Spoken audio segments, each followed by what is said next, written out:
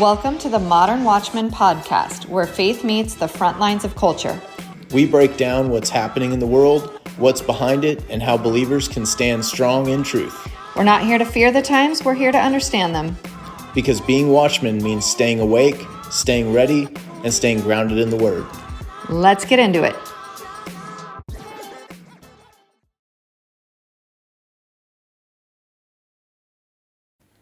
Welcome to the Modern Watchman podcast.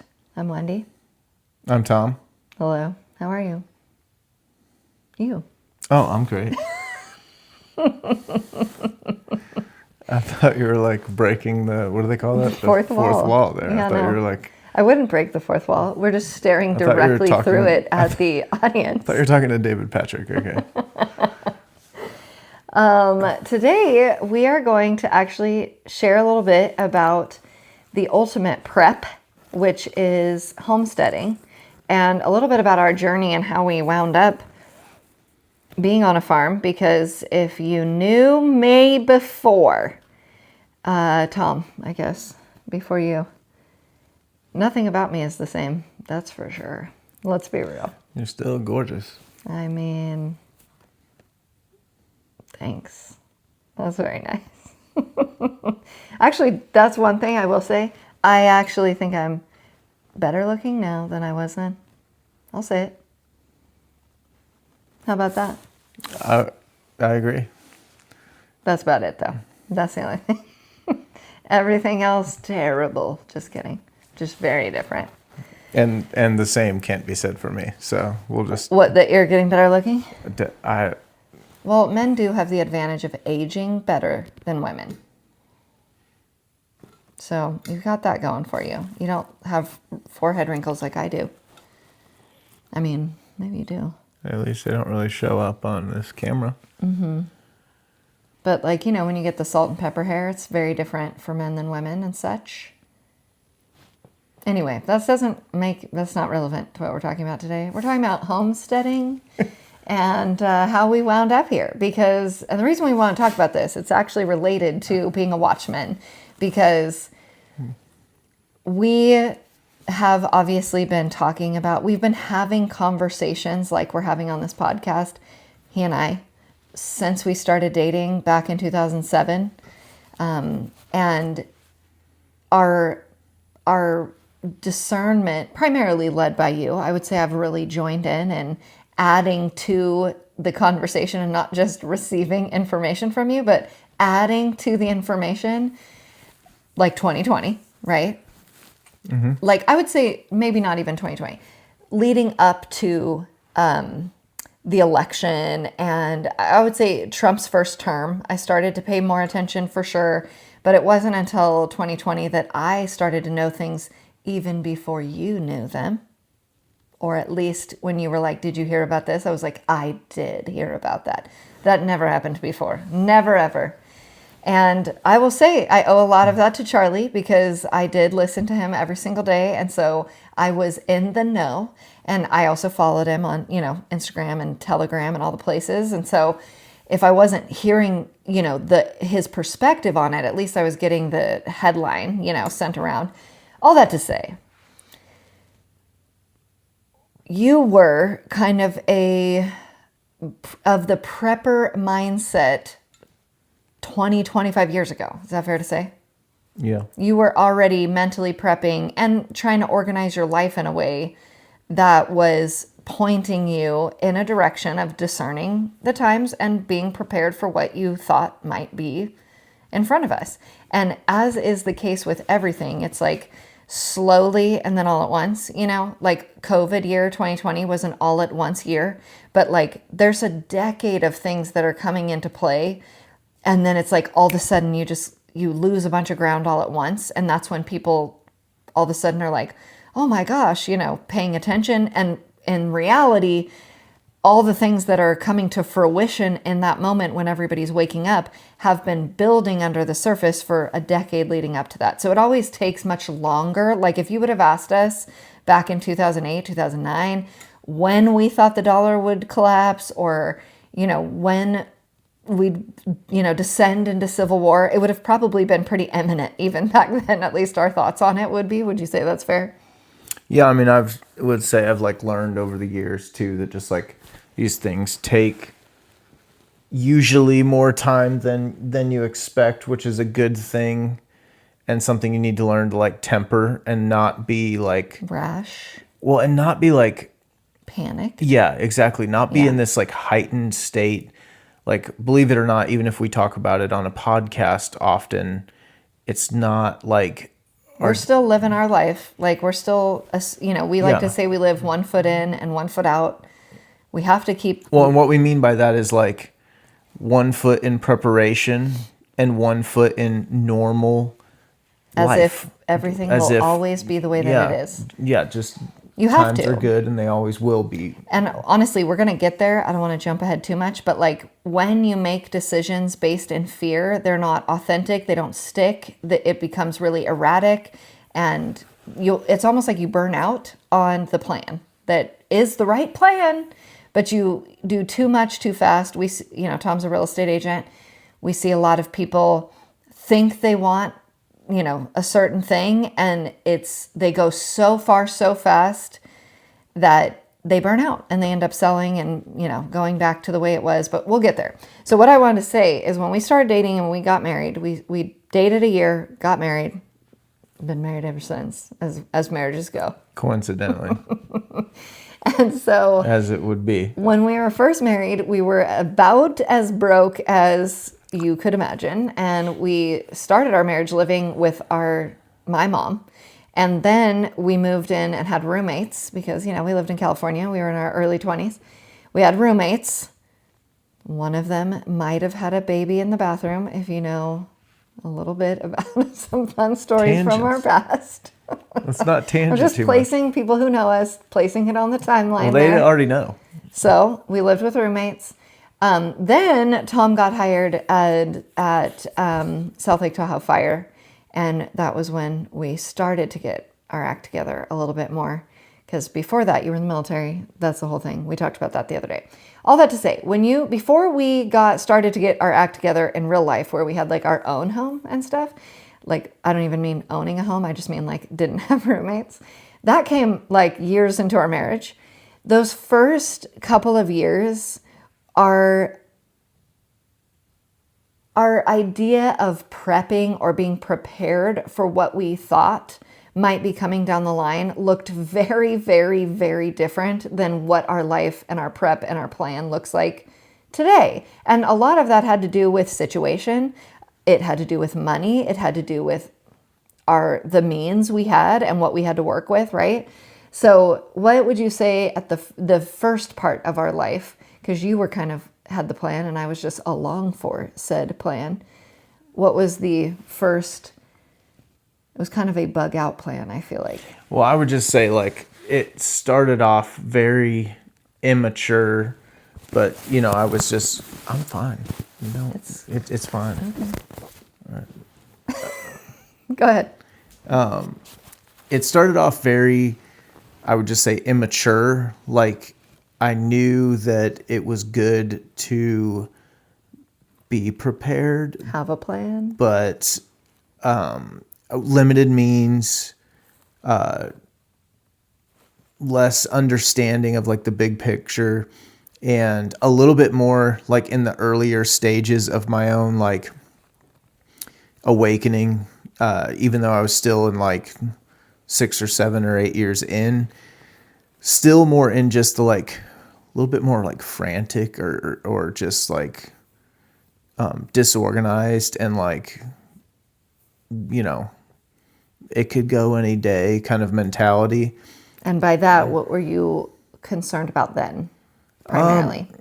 Definitely a lot of the financial collapse stuff, and which is really only bearing out. It's Yeah. just that it's a lot longer.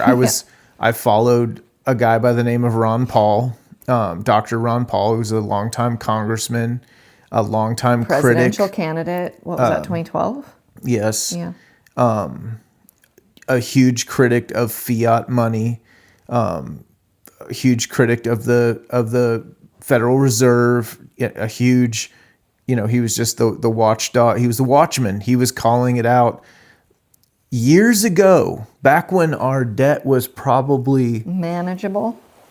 Oh gosh, I bet it was like only 10 or 12 or 13 trillion back then. I'm honestly Trillion. Well, yeah, it's I 30. feel like we only recently went into the trillions. No, we've probably been in the trillions for a while, I would guess. Gosh, I don't know. But either way, he was calling it out back when we were getting ourselves really in the hole. And of course, nobody wanted to listen. Nobody wanted to do anything about it. We like to keep our spending. But he warned about, that this will be the end of the dollar. There's no doubt about it. And he made a very, very compelling case that I bought into. I was like, yeah, no, this is true, but what you can't always predict is the timeline. Yeah. But I think the case is still 100% solid as far as just the eventuality of it. But again, I was younger, didn't understand, not that I am like a economist now, but didn't understand everything as well as I do now. And to be specific, we were more of like a closet full of, some stuff. And, we had a bug out bag. And You're saying that was our prep, was right, a closet full of stuff. Which really, again, I cannot... What stuff? A little bit of food, MREs, gear, stuff, the military. Stuff to kind of live out of your car if you had to, but I don't want to have it all in my car all the time. But again, I'm not knocking anybody who's in that phase or just that's all they have. I'm definitely, that's awesome. You should. And at the same time, looking back, I'm like, I just see in myself, I'm more critiquing myself of I was much more immature about my vision for it.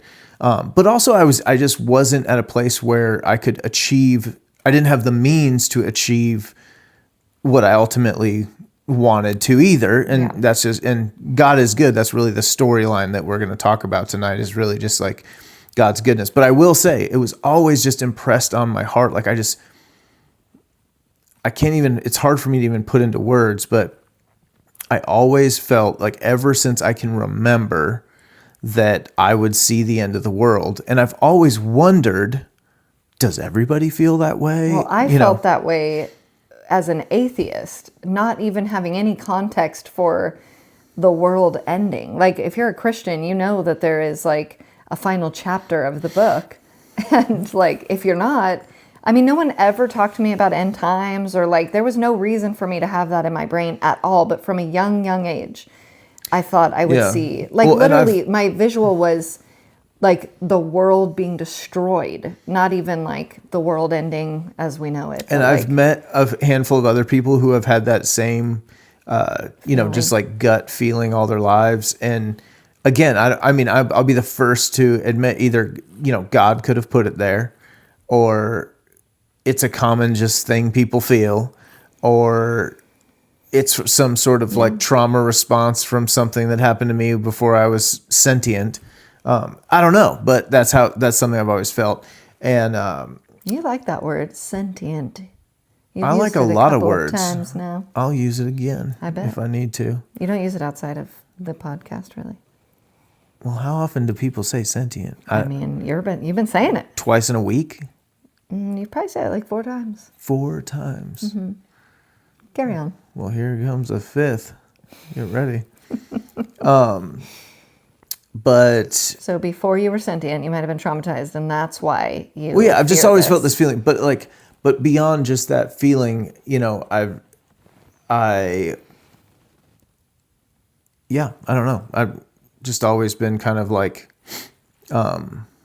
a little bit against the grain, a little bit questioning, things, and here we are today. But so after that phase of, having just a closet full of things, we actually ended up, one of the next things, well, we did buy a house finally. That was great. Then we could have our own garden. We could start to, it was small, not something that you could, you actually can survive on much smaller plots of land than people suspect, because I mean, there's crazy stories of like city gardens and whole buildings, working on a garden on the roof and blah, blah, blah. You can do a lot with a little bit of space. We did a lot on that. We did do a lot. We probably, actually, I will say it for the record.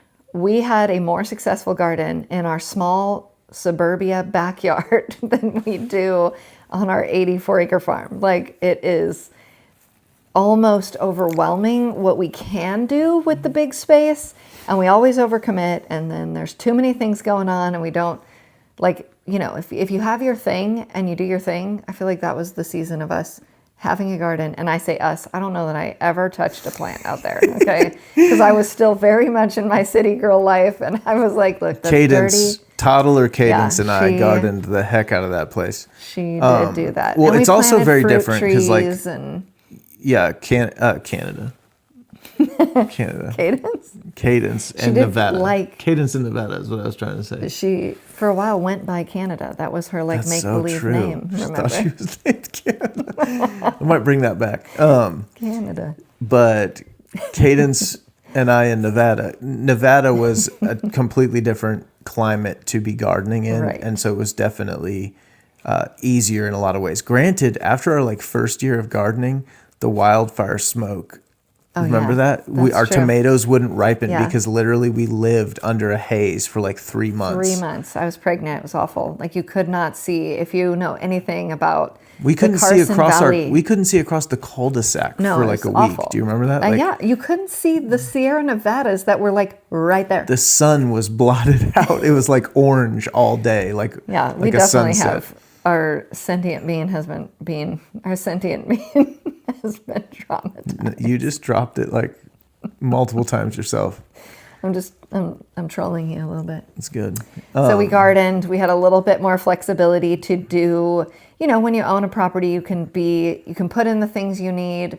You can put in more storage. That was our first house. I remember I had plans drawn up. Oh, I remember. To basically dig a cellar.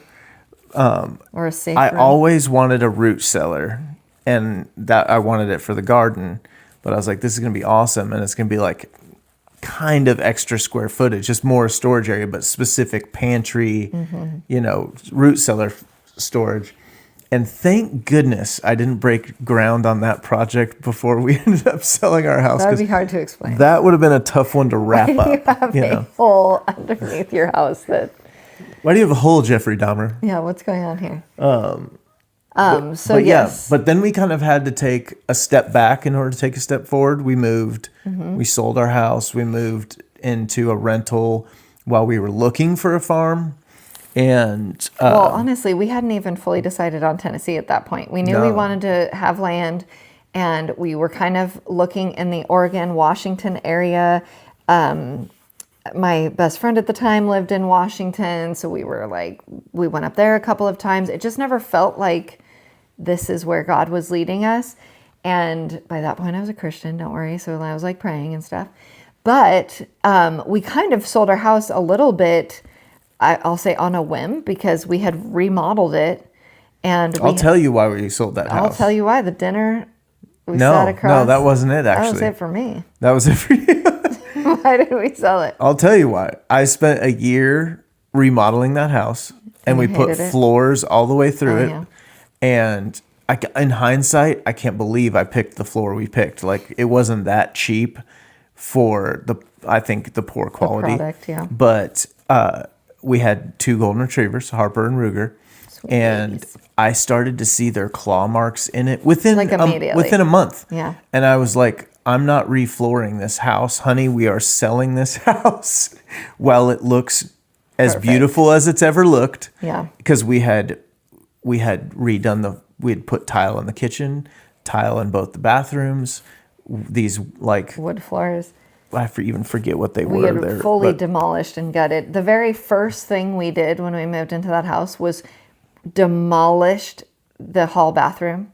The very last thing that was done in that house was that same hall bathroom. So I don't know that I peed in there one time. I think I gave Cadence 1 bath in that bath before we pulled it out. Well, And Either we just way, always it was had the door shut to that it was demolished the claw bathroom. marks on the floor that started appearing within a month of finishing, and I was like, no, this is not going to happen. Well, we have to I sell. There went was no other to- option. We had dinner with a friend of ours who lived behind us, who happened to be a real estate agent, and she said a number like, I could sell your house for this and make you this much money. And I was like, I'm in. Let's do it.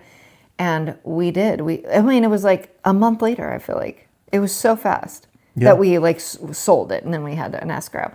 But so yeah, we didn't have a plan. We kind of just were like, all right. And then we ended up in a rental, and you can't do much in the rental. Well, the best part Oh, is, wait, pause. Go ahead. well, we pretty much like committed to all that, and I just thought like we'll have to get a rental. But turns out, I mean, Carson Valley it was not that populated of an area. Yeah. It was hard to find a rental for an average person as it was. And then we had 2 dogs, and nobody wanted to rent to us. And Like there was farmhouses on 5 acres. You're like, oh yeah, perfect. No, surely you would have no a dogs. dog on 5 No acres budging. and a farmhouse. And the house wasn't even that nice. I was like, there's already been dogs here. But anyway, we had to pay a massive pet deposit. Basically, I convinced a place that was no pets to... We said, what if we give you this much money? Yeah. How about that? And yeah. And they were like, okay. Yeah, it was wild. And then they like said we were the best ever. Because we were. We were. We are the best. We were awesome renters. We were great. Just but so you know. I forgot one of the preps that a lot of preps, again, the homestead thing is like a lifestyle people choose, not in the mindset of prepping, right? So a lot of times, some of the things that serve as a prep are also something that is a lifestyle choice or something that is fun while your foot is still in the world, so to speak. So when we lived at that house before we sold, we bought a camper. And that was part of our kind of larger bug out plan of, okay, we'll just keep the camper kind of stocked with a certain amount of food, a certain amount of equipment. Then it's out of our house and it's ready. Literally, we could hook up our truck at any moment and head on out to wherever we needed to go. And early on in our marriage, we actually had a plan because as one does, you have these conversations with people randomly over a glass of wine or on a vacation or whatever, and you start to figure out who are the other people that think like you, right? And so I actually had 2 business partners, 15 years ago, that had similar mindsets as we did. And one of them, their father had like 300 acres or something?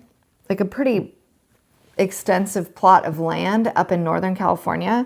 And he was most certainly a prepper and absolutely had stocked it out with food and everything else. And so the plan became, well, obviously we don't have the ability to long-term sustain ourselves if something kind of critical and immediate were to happen. I mean, even like a natural disaster, like it doesn't necessarily have to be the dollar collapsing. There's a lot of scenarios where this could come into play and be beneficial just to have a plan in place. Anyway, there was, she was a single gal whose dad had the property, and then another couple and us. And it was just like, it was known if stuff hits the fan, we're there. We'll meet you there. And, like we never actually saw this place. We hope it existed. We were like, that's our plan. So like, we're going to show up somewhere up there. Somebody better let us bug out. But our camper was going to be a part of that. So our plan evolved over the years as we had the means and we met the community and we had, different things come into play. But for a long time, the plan was the camper. A couple of years. But again, I kind of, I had this just like desire to live on land, and I didn't know exactly what it looked like. I did not know how it was going to be achieved. The town we grew up in, land's, goodness gracious, probably $100,000 an acre now, It's hard to imagine. Maybe more. I don't know. Yeah. It's wild. And it just was like not in the cards unless you kind of inherited farmland or something. It wasn't, for you kind of thing. And, but I just like, I don't know. I just felt this like calling to it of just everything that can come from that, the blessings that can come from that. That was always the plan. It was always the plan. We just didn't know kind of how. And after looking all over the West, we really wanted to stay out West, but God had other plans and opened a door to kind of peak. I will say, I had suggested, what about Tennessee? Only because he had recorded music in Tennessee a number of times and raved about it. And I had never been, but I was like, well, is that a place that we could move to? And he was like, nowhere east of the Mississippi. Hardline, no. I should have said nowhere east of the Rockies, but the truth is it was the perfect place. Like, it really was. Well, I was just so... Fast forward about 2 years, and all of a sudden Tom's like, what about Tennessee? Like, it's his idea. And I was like, yeah, what about that? We should look at that. I mean... I probably got tired of looking at disappointingly high prices out west and just started to slowly drag my realtor.com eastward until... Well, we also had a friend who had moved about a year before us out to Tennessee, which it was not on our radar at all, but at least her moving there was kind of like, well, at least we would know somebody and she's there. Yeah. And, you know, that kind of put it a little bit more on the forefront. And lo and behold, this is kind of where our testimony comes into play, because when we first thought about what about Tennessee, we started to look in realtor.com, and we had already kind of had we used our camper and we would go on long road trips. We still love to go on long road trips. And we had compiled on just these drives, a list of wants if we could ever buy, if we could have our dream property. Yeah, what would we want? Things like a root cellar, things like a greenhouse, things like an established garden, obviously a certain amount of square footage, city water. Like rain. That was part of why we were looking up, in the Pacific Northwest, is it rained. And in Nevada and California, it doesn't rain, and you have irrigation issues and water rights. You have to buy water rights with your property. Yeah. It's wild. So we were like, we made this giant list of wants. Barns, fencing. Yeah, just random things. Fruit trees even. Like, all the things we could think that we would want if we got to pick a perfect place, or the things we would want to try to establish once we had a place. Anyway, we punched in to realtor.com. This would have been maybe like, 2015? Early 2015 or maybe 2014. Something like that. Yeah, I would say 2015, maybe 2016 early. But started searching in realtor.com in Tennessee for like a certain amount of square footage, and I think it was like 40 acres, minimum 40 acres. plus acres. I think you have to pick minimum of, or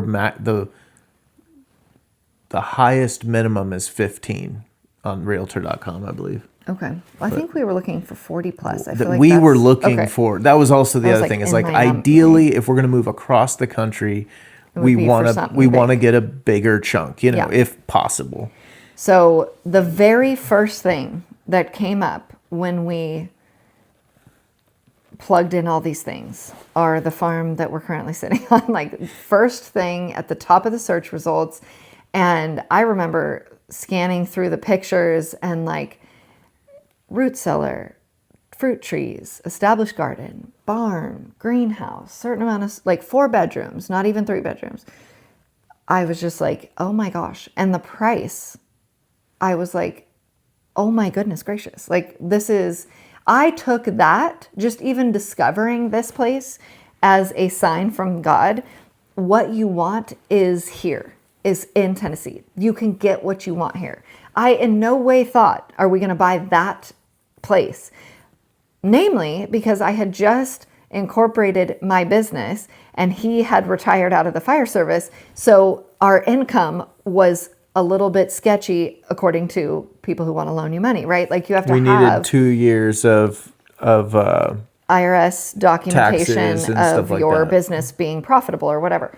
And so we couldn't have even gotten a loan that day if we wanted to, regardless of how much money we made or had, right? And so there was no world that I thought we were going to buy that place. It was just a sign at the time. We did end up calling the real estate agent and asking if by any chance the sellers were open to like seller financing or some other finagling situation. They weren't.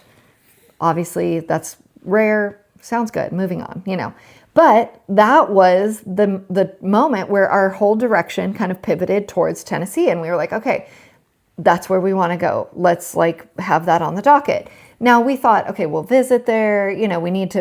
Time needs to pass anyway. Like we need to establish our, IRS footprint or whatever. And so about a year passed. We actually ended up getting distracted and heading back to Washington and went on a big long road trip up the coast. Maybe we are supposed to be here, blah, blah, blah. Crazy, crazy. Fast forward like over a year. And I don't remember what the catalyst was. I think we were just having a conversation about, what should we do? Should we look at Tennessee? Where are we really narrowing our search down to, And I went upstairs and I got in the shower and I prayed like, Lord, if we're supposed to go to Tennessee, I just need you to like give us a clear sign that that's like where we're going to go. And then I'll just like stop looking other places. Like we'll just look at Tennessee. And it was nighttime. Like I remember it being dark. Okay. And we're on Pacific time in Nevada. Tennessee is on Central time. I get out of the shower and I come downstairs and Tom's like, you'll never guess what happened while you were in the shower. The real estate agent from that farm we called over a year ago called me to see if we're still interested in the farm because it had not sold. Because if you can even imagine back then when things just sat and like, I think they had like one showing in the course of a year. I don't remember, but yeah. Well, at the time, this farm was the most expensive thing in the county, right? It was in like the top 3% of the price bracket for the entire county. Yeah, so like very few properties sold above like 380,000. That's hard for a county, like it's got to be somebody from outside the county probably that's going to come in, right? So it was kind of a perfect storm in that regard. But I was so dumbfounded by the fact that I had just prayed this very specific prayer. Like, I just need you to direct me and then we will be obedient to whatever you say and we'll just like stop second guessing it and we'll just do it. And then I come downstairs and Tom's like, you'll never guess. And I'm like, we have to go see that farm like tomorrow. Like we need to get on a plane and go. I'm telling you, I just prayed. Tom's like, we're not even pre-qualified. Like we're getting the cart before the horse. 10 days later, Tom and I flew to Tennessee for like 37 hours. Like it was like so fast. We were just like, had we even come to visit Tennessee? We did. We came to visit Tennessee before that, I feel like. Could that be? Yeah, because this is what I remember. Yeah, because Gage was 3 months old when we came to visit the first time. Right. And we did that crazy just drive everywhere, but so we didn't look at properties. No. We just drove all around to figure out where we just because we had been to Washington a handful of times, we're like, we should at least go to Tennessee. He was like, you need to see it and tell me if you could possibly live there. Yeah, she was sure she wanted to live there, and I was like, we need to go see it if that's so that you can. Look. Which I knew at that point, even though I had been very resistant to like looking east of the Mississippi, I had been to Middle Tennessee. I knew what I needed to know about it, and I was like, yeah, no, it would work. Yeah. Well, one of my best friends had moved there, so I was like, well, let's just go visit her and we'll give it a look. And we came for maybe a long weekend. We brought Gage. He was 3 months old. Stayed with some friends in Spring Hill. Drove around, saw the countryside. Again, we weren't looking at any specific towns, no properties. And we were like, sure, sounds good. It was after that, I think, that it was after that we ended up getting distracted by Washington again because Gage was a little bit older on that trip. Anyway, now I prayed in the shower, came downstairs. Now we're going to Tennessee for the second time, just Tom and I, for very specifically to look at this farm because what on earth is happening, right? And we ended up throwing on a couple more properties just because we're like, well, we're going to be there. We might as well look at some other houses too, just to kind of get a feel. Nothing what even came close. When you pull onto our property, there's like a tree tunnel that you drive through, and then at the end of the tunnel, it like emerges into this sprawling farmland. And just coming through the tree tunnel, I was like, yep, this will do. Yep, I don't even need to see the house. Like, we're going to buy this property. We ended up spending 3 hours on the property, walked all around it. I mean, it was beautiful. It had everything. It had like literally 90% of the things we had put on our list. And then we were like, okay, we need to go home and make this happen. We have to figure out a way to do it financially because we really didn't have a plan. Like I said, we weren't pre-qualified. We had a certain amount of money from selling our house before, but we didn't have like enough money well, and it's difficult to buy it. because with certain loans, like this, the value of the land versus the value of the home, 84 acres versus a relatively quaint little farmhouse, like I think You have to have more cash. they require, and you don't even, it doesn't fit the parameters of like an FHA loan or Right. things of that nature. So It was going to be a little bit complicated. it was a little more complex than other loans would be. On its face, it was going to be complicated. And then add in to the fact that we have a, S Corp business that's also complicates things, It's like, it was going to be a very complicated deal. I was just like, it's going to be fine. This is going to work out. Like, we're going to go home. We're going to find the loan. It's going to be fine. Of course, I didn't have to call anybody to like do it. I knew Tom was going to have to call everybody. And you called like 30 something banks, I feel like. So many more than that. Trying to be like, will you give us money? I knew Will you give us exactly money? like what we needed to make it work. Like, especially after like the getting a no from like the first 6 or 7 or 10 people. I was like, okay, I boiled down my questions for people like to the exceptions I needed and the down payment percentage I needed and all these different things. And I remember I was at the Eagle Ridge parking lot for camping, in Genoa. Oh, uh-huh. About to go on a hike, or coming back from a hike, and this lender called me back. I had left him a message or talked to him, and he said he would look into it. And I lost count of how many lenders I had called and called and called and called and given them all your information, all this stuff. And he called me back and he said that he could do it. And I believe it was First Tennessee at that point. And I broke down and cried. Like, I had just kept on going and persevering on that one, just like believing for it. Like, I'm just going to call until somebody will do it. And they said yes, which I couldn't believe because I had heard so many no's by that point. And there's a little bit of urgency. Like, we have seen the house, we want to buy it. They know we want to buy it. They're kind of like anticipating an offer, and we're like, look, we're trying to get our ducks in a row. We will offer. Well, and also like we felt very confirmed. Like, the Lord brought that farm to us. He Twice. Yes, exactly. It was still there.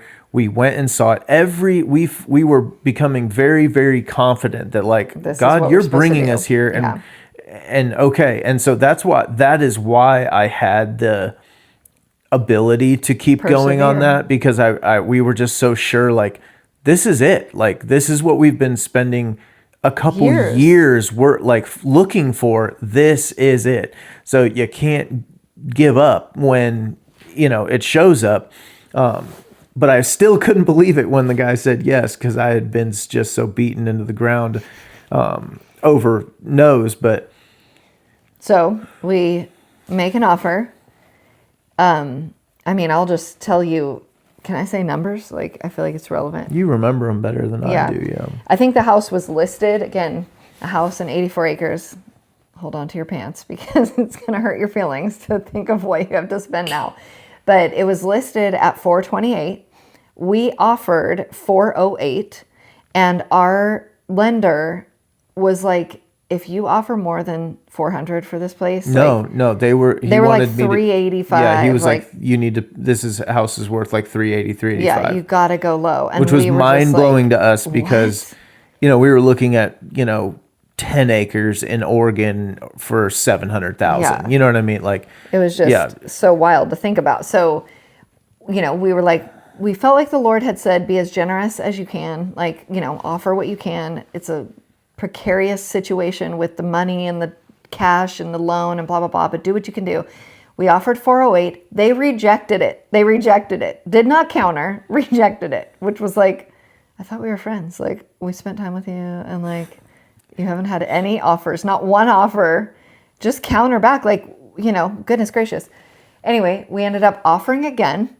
I think we ended up writing the loan so that all the closing costs would be included in the loan. They would have to pay it. Anyway, it ended up at 421 was what the offer was, but with those concessions. So essentially just looping some more cash into the loan.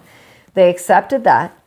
The appraisal came back at 403, which they had to come down to 403.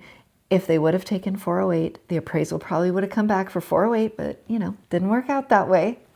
God is good, and he was faithful. It's also important to note that the Lord was very clear with us during that process we had what we had. Like we were, like I said, it was threading. And we were willing to give all the money we had for it. It was threading a needle just to get this to work for us, just due to the financial challenges we had in a couple different areas.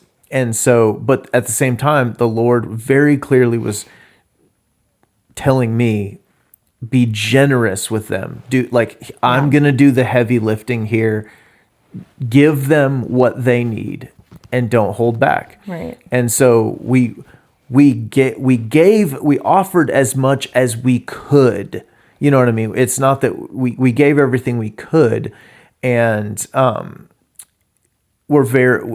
feel like we were very obedient to that through it. I feel like God was faithful to the way that it ended up, because we were like, all right, literally we will give every single dollar in our bank account, because we are the type that believe, this is maybe not a financial strategy that works, but we believe God is the provider, and I don't need to hold a storehouse of money for some future scenario. I'm like, you know what? This is the current scenario. Well, we're in for it. If it isn't a financial strategy, spiritual, God trumps financial strategy. Absolutely. Yeah. So all that to say, we were under contract at 403. We had a long escrow, and then also there was a rent back because they had asked for that as well. And so it was going to close, and then they were going to stay in the house for a period of time and pay us. Needless to say, about a week before close, we were in Maui on a business trip, and we woke up at 6 a.m. to a phone call, because again, Tennessee time, now I'm on Maui time, which is even farther distance time wise. And our lender, what? It's like traveling in time, pretty much. Even farther distance in time. It is farther distance in time. How would you describe it? I would say it's 4 hours earlier in Maui. You could also say it's just even further distance in time. You could, and people would understand. Yeah, what I'm saying. They would. Anyway, so we get a call very early in the morning, and it's our lender saying the loan is falling through because no, your loan is denied. I remember like it was yesterday. You were on the phone. I was groggy. She was very short. Like, she was a nice lady, but she knew our finances in and out. Your lender knows everything. Yeah. And so she knew, and she didn't even tell me exactly what was wrong. But she's like, I'm so sorry, but it's not gonna work. We can't do it. We didn't realize that the acreage was such a large part of the value, and we can't do it. And so, the end. Which was wild, because like it was not a secret that this was 84 acres. It's on the deed. Like, you know what I mean? Frustrating. Nobody was hiding that from the lender. You know, they knew. So I don't know how that happened, but I do, because it was a God thing. Yeah. Well, of course, we did find out on that phone call that we needed $25,000 more. No, I had to call her back. Oh, you had to call her back. She fully was like, it's not going to happen. Goodbye. Your file is closed. Because she knew, there ain't nothing more to pull. Yeah, we had already been through all of that with her already. So you had to call her back. I had to call her back later that morning and be like, how does it close? Surely, what do we need? And basically we needed twice as much money to put down, which she knew we didn't have. We were putting all of our money down. $25,000 was what we needed. 25,000 more. It's not like you need 2,000 more. You need $25,000 more. I was like, great. We were in Maui with a bunch of people who know business. I was like, God has us here for a reason. We're going to go down to the beach. We're going to talk to these people. We're going to figure it out. We actually did leave that day. Like, we were leaving Maui the following day, but we left those conversations that day feeling like, oh yeah, there's a solution here. Like, we can figure this out. This is going to be fine. Like, we had good conversations with people that made us feel confident that we could figure out, I mean, real estate developers and people who know money. So we flew home. I had the flu, but like, I got a fever on the plane. It was just like awful. He was the most stressed because he knew the numbers, and I obviously am super dumb and just a little tiny puppy that doesn't know the numbers. And that's why I was like, I understand this is bad, but God is going to figure it out, and I'm not worried about it. And it like irritated him so much that I was like not understanding that, no, it's not going to work out. It isn't going to work out. I was like, it is. And I was so calm about it. We fly home. We get to the end of the weekend. We had to have the 25,000 by Monday. And it was like Thursday was when we got this call. And it was like, okay, we have to have it by Monday. Sunday afternoon, Tom and I are not even speaking to each other because the tension is so rich. And it's just, we're like, I'm confident it's going to be fine. And Tom is like, it's absolutely, everything's unraveling. I go up to my shower and I do my prayer. And I say, Lord, I need you to give us the answer. I need it to be today. And I want you to give it to Tom, was what I prayed. Like, I know you're going to do it. Tom's the one that doesn't know. So I need you to give whatever the answer is to him. But like, you know, we're on a deadline, as you know. So it's got to be today. It's like 2 hours later. Might have even been within the hour. It was, yeah, it couldn't have been that long. It was still light up. And Tom gets a phone call from his dad. He has a brief exchange with his dad and then like collapses to the floor. And I'm like, I fell on my face. yeah. Prostate. I was just like, Prostrate or prostate? You did it too. I'm here for it, okay? I'm going to throw one of those in there every now and then. I fell on my prostate, okay? He fell prostate down, okay? Oh, we're having a good time. His dad said on the line, of course, I'm seeing this and I'm like, I feel like this is good, but this is not typical behavior from my husband. On Thursday, when our loan fell through, my father-in-law got a piece of mail from his previous employer. When I say previous employer, that was like way previous. It was a long-time employer, but before I was born, like in 1983, my dad worked for Federal Express back when it was called Federal Express, and they had a pension system. And then like 1 year into working for them, they went to a 401k system. So they didn't just transfer that stuff over. They had like, this is your pension system and this is the 401k system. But my dad only had 1 year of the pension system. But he hadn't worked for FedEx for 10 years or at least, yeah. Maybe not, something like that. It was a long time ago. Long time. And they reached out to him with like a certified mail kind of thing saying, you know, hey, we would like to, you have this pension with us, but we would like to buy you out of it because we're trying to just get it off of our books for these handful of people that are still out there that are with 1 or 2 years. Well, that have that deal because it was so long ago. And they're just trying to get their books cleaned of it. And they offered him. Well, it was like that. He got the mail on Thursday. I can't remember if he called Friday. I thought it was Saturday, but I don't know. It was Sunday. That he called and told us, yeah. They offered him $250,000 to come out of the pension because they knew he's going to obviously pay capital gains and different taxes. So like they had to inflate the value of the pension so that he would take the deal. It was a multiple of what we needed. And so he was calling to be like, oh, I kind of just came into this money. Like, since your loan fell through, and we didn't even think to ask anybody. Like, no one in our immediate family has $25,000 lying around that they can just I'll throw back at us. up. I absolutely asked everybody. I was asked, there was nothing Off the the table. table. I was humbling myself to do whatever needed to be done. And actually, I remember driving down. Also, didn't it have to be a gift? It couldn't be a loan. Oh, it had to go be a down gift. on the loan as a gift, Yeah, yeah, but yeah. we did end up paying them Right, back. but like it wasn't just like we had to have somebody that would agree. We couldn't just go get another loan for $25,000. It had to be a gift.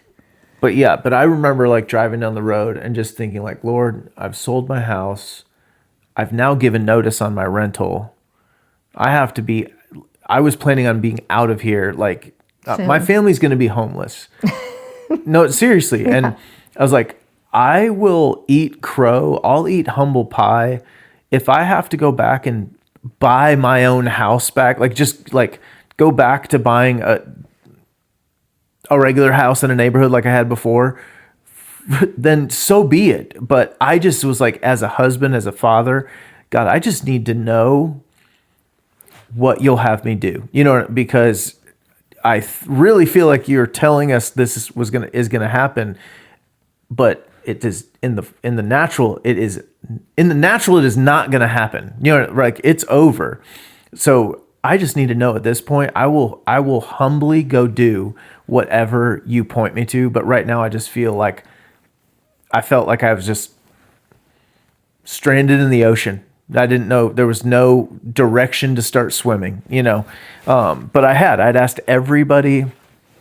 Well, all that to say, that's how your dad knew we needed it. And so he just called casually to be like, oh, I have it now and I can give it to you. And it was like, what?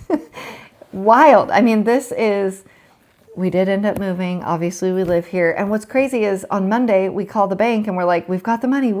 How can we make this work? We had to start a whole nother escrow because we essentially have a new loan now because they had thrown the file in the different. trash. They were so sure it wasn't going to happen. So that ended up being better for everybody because there didn't need to be a rent back anymore. Like the way it was going to work out is that they could get out in time and blah, blah, blah. It was perfect. It was much better all the way around. And we moved here, we live here, we homestead here. The moral of the story is God is a really good provider.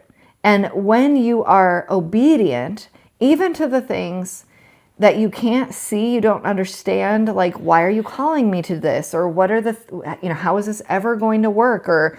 Or should I uproot my whole life and move across the country because I feel like God is calling me there? The answer is yes. I am so confident, having walked through this with the Lord, that He will provide every other random thing that I need when the time comes, and usually in the last minute. And it will be completely beyond my ability to make it happen. It will be completely beyond what I can control, right? I mean, and thank God, because I have a habit of trying to over control. But going back to this mindset of prepping and being prepared, like the homestead was the final destination. That was always what we, if we could just find a way to get there. And because we were faithful to be watchmen on the wall and discerning that there was a need for it, that there was, that there would be or could be a shift in the world as we knew it in a way that, we would need to set up our family in a different way to brace for impact in a way that maybe people weren't expecting. I mean, people brace for impact by stacking piles of cash, right? By writing a will or whatever. We knew, because we were discerning the times, that's not what bracing for impact is going to look like. Like if you have a stack of cash and the dollar collapses, you have no prep. You have no, that's not going to serve you at all. And again, this is not financial advice. I'm not saying that. I'm just saying we knew that's not the way to prepare for what might be coming. The way to prepare for what might be coming is to get yourself to a place where you can be independent, where you are not dependent upon food supply chains or government subsidies or, any number of things that we take for absolute granted in our regular day-to-day life. And when you're obedient, when you do it, oftentimes, like before we had the land, we had the community, right? We had that couple and that lady that we were all going to bug out together and go to this property, right? It's like when we got here, we didn't know a single person in this area. And a lot of people have it in their minds that like, we're going to all live on a commune with my whole extended family, or like me and, all these friends, we're going to buy land together. And like, it just never manifests. It just never comes to pass.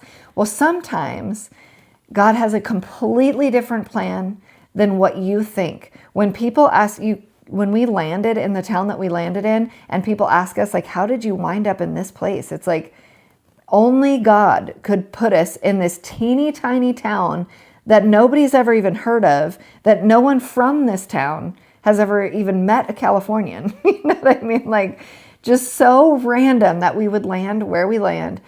And then there is just, in the years we've been here, a swarm of people from all over the country, primarily out west, but an unimaginable amount of people have been called in a similar way with similar testimonies to Middle Tennessee.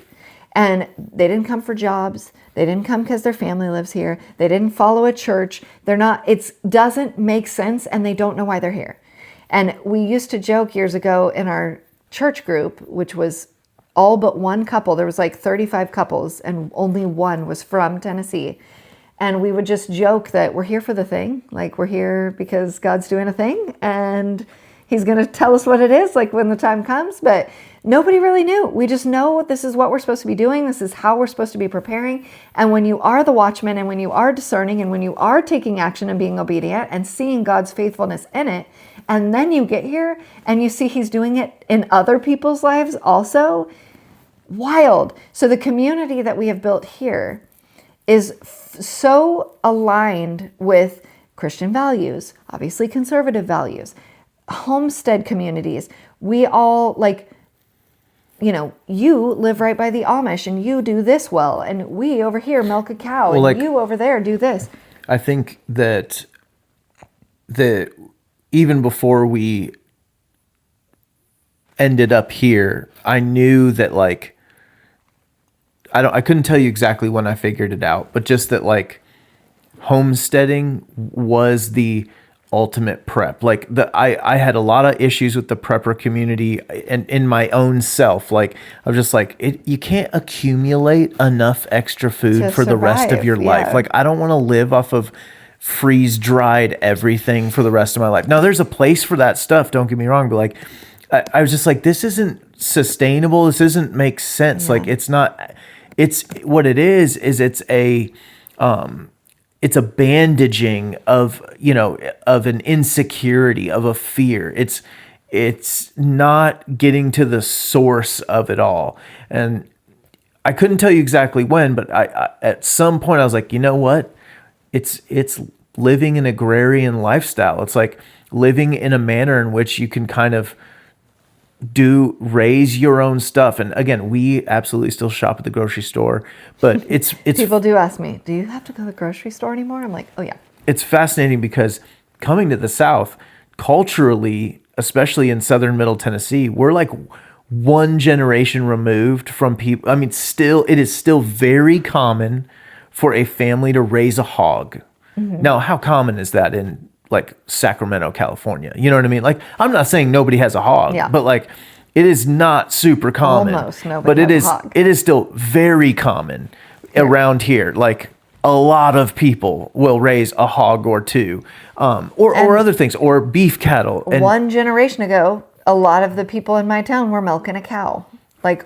Almost everyone here. And again, I hear all these Californians showing up wanting to milk cows, And they're like, what? We just got over that. But homesteading is the ultimate prep. And it's the ultimate currency provider too, because you do have, you're producing something that other people need. And usually if you have ever milked a cow, you have way more milk than you need for yourself. So you have a product that you can somebody else down the road doesn't have to milk a cow because you are, and they can do a thing that you're not doing. It is like the way that you start to, again, it's a lifestyle. It's a lifestyle that people are interested in, having nothing to do with prepping, right? I mean, it is like there's a lot of benefit and advantage to it otherwise. I think that there's going to be a new resurgence. So we went through a COVID wave of back to the land stuff, and I would say that wave is actually receding. Many people are staying in it. Some people are pulling up their tent stakes and going back home. Which is to say, we saw people move from California to Tennessee, and now they have moved back. Some things have normalized, and they're like, all right, back to the normal. But I think we're going to see another wave. I think this wave will be even bigger when we enter into some of this scarier AI displacing people's income, the central bank digital currency restrictions. Like some people are going to start to wake up and be like, this, like this is terrifying, and it's here. And they're going to look for something where they can have some autonomy and sovereignty still in a world that is just going to be destroying sovereignty and autonomy left and right. And what's interesting, what I wanted to say is like, the funny thing about like kind of going back to the land and the homesteading movement is like, it is simultaneously about individuality and community at the same time. And I really believe like Wendy kind of alluded to, like, I see a lot of like people that, oh, we want to get a commune and like, you know, get a bunch of land and everybody live on it together. And like rarely, I would say that does not work out. But there isn't, like, get your own little piece and then live in community. And what I have seen is a bunch of, I mean, the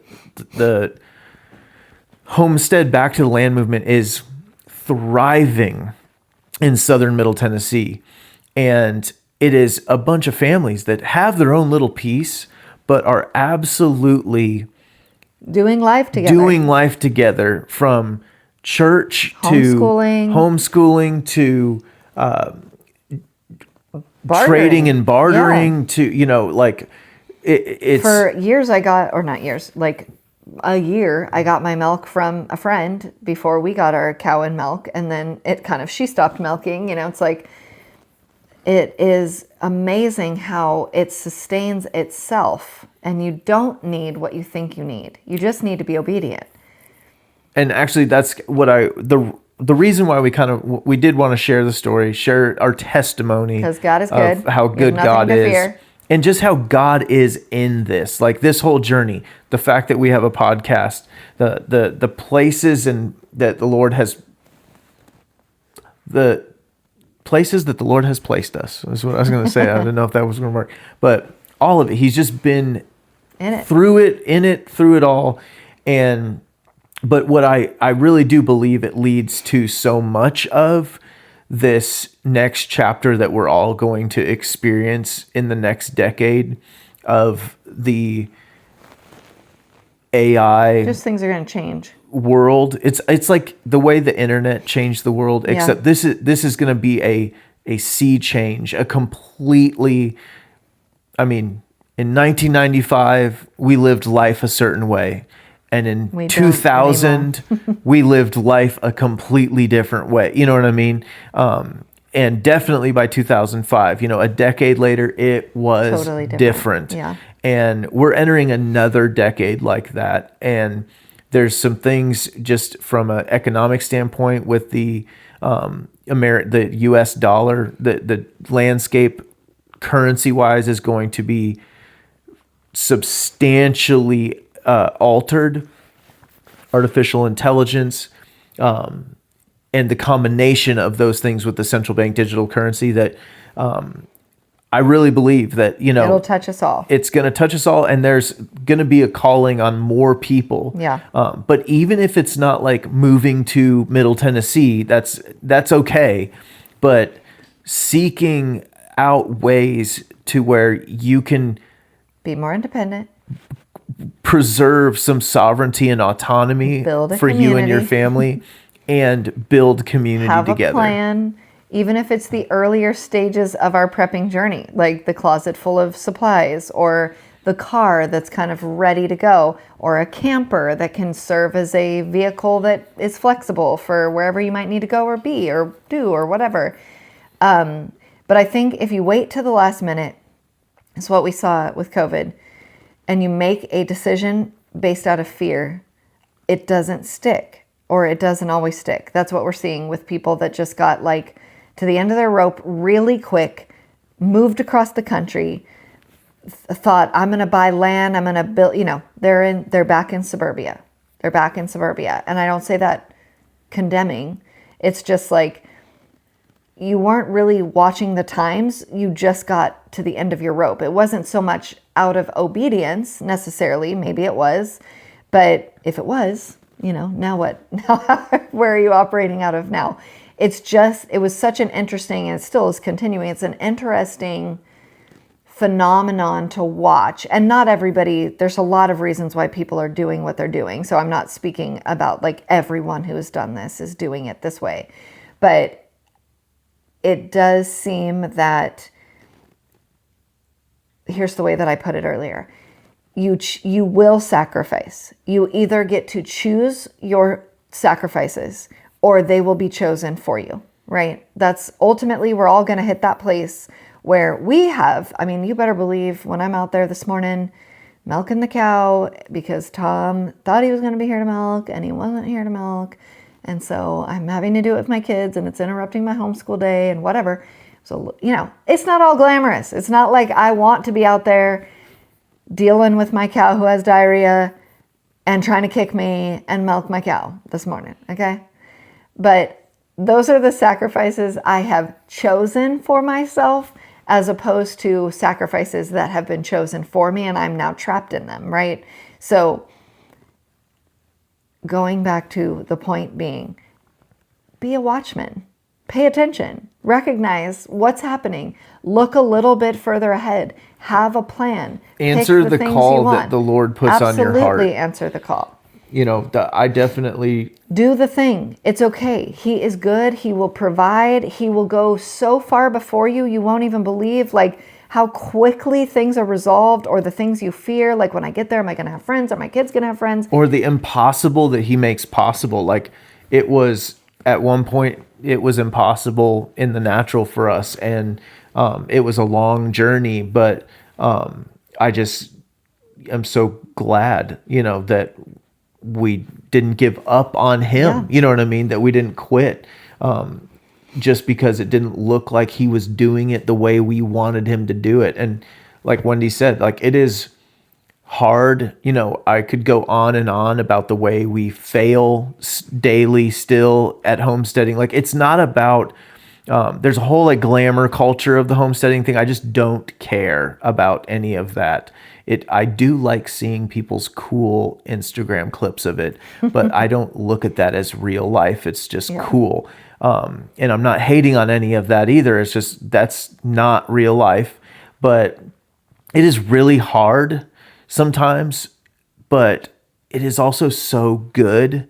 And when I just remember the goodness God has already provided through it, and I trust that he has us here in it for a reason. Yeah. And that may or may not be in the 1 foot in, 1 foot out mentality. That may or may not be to save us from killer drones. It might just be because it's the greatest way to raise a family on a farm. And it is that. That might just, and that would be more than enough, without a doubt.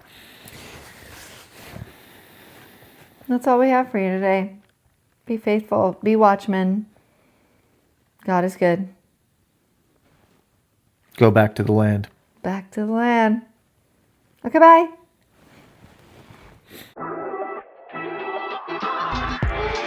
Welcome to the Modern Watchman podcast, where faith meets the front lines of culture.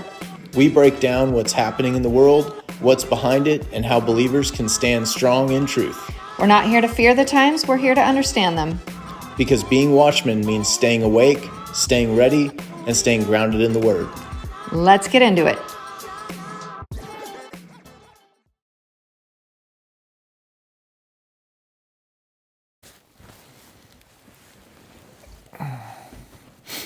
See how I aimed my microphone, like, not towards you, but just in case. What does that mean? You're trying to assassinate me into the head? No, I'm saying I don't angle it towards my own head. Then it doesn't catch your voice. I mean, that's just the price we have to pay. You can do it on your this. Some people do that. I'd take it right there. I don't think so. I mean, yeah, that's right. That'd be like. You try. I mean, Are really. you Mossad? Hypothetically, if that was the plan, I guess he wasn't wearing a hat. I'm like, that'd be a better place if this was his security detail. Nobody wears their microphone on their hat. Like, That's important. yeah, like Charlie, I don't think would ever do that. I don't think. I think that's kind of like a hip trendy way. thing. Yeah, like I'm too cool for school. Should I do it? Will I appear youthful? Yes.